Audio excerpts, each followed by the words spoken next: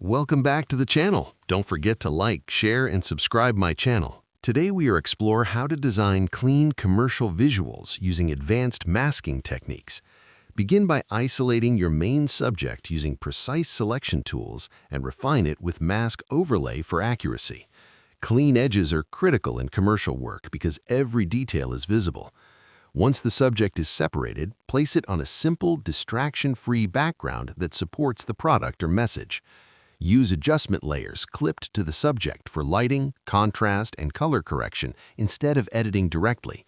Keep tones balanced and avoid extreme effects. Subtle shadows and soft highlights help ground the subject naturally.